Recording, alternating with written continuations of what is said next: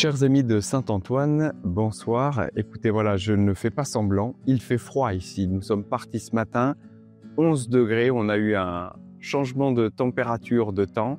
Nous avons même eu de la pluie aujourd'hui. Voilà, donc on a dû ressortir donc le seul pull que l'on a. Donc je ne fais pas semblant, il fait vraiment froid et on essaye voilà de ne pas attraper donc un rhume ou voilà tomber malade.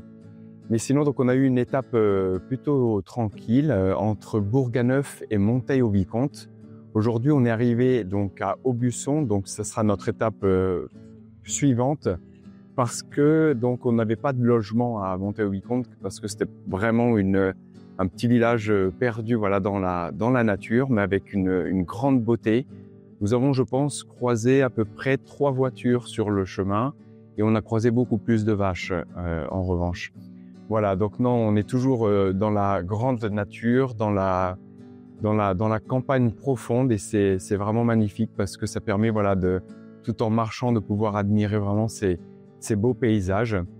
Nous avons eu aussi la grâce de pouvoir prendre le petit déjeuner ce matin avec donc à Bourganeuf avec les paroissiens qui nous ont apporté voilà les uns les autres quelque chose et donc nous avons pris le petit déjeuner tous ensemble.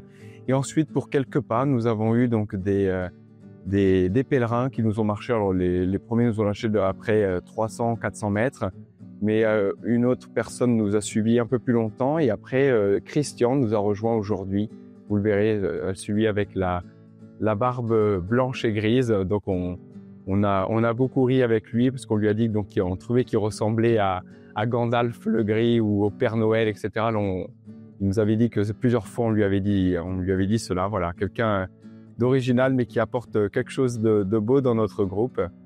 Voilà, donc on a aussi eu Agnès qui voilà nous a arrêté le chemin aujourd'hui, c'était prévu, elle devait faire 4 jours avec nous. Donc voilà, on verra demain peut-être qu'il y aura d'autres personnes qui se présenteront aussi pour marcher avec nous. Voilà, c'est toujours une grande joie. On sent aussi que petit à petit, le corps, l'âme et l'esprit voilà, se sont mis en chemin. On sent qu'il y a une dynamique. On commence à oublier quel jour on est, donc c'est quand même plutôt bon signe. On sent qu'il y a beaucoup de choses qu'on peut relâcher et que le chemin voilà, fait son chemin à l'intérieur de nous, mais aussi voilà,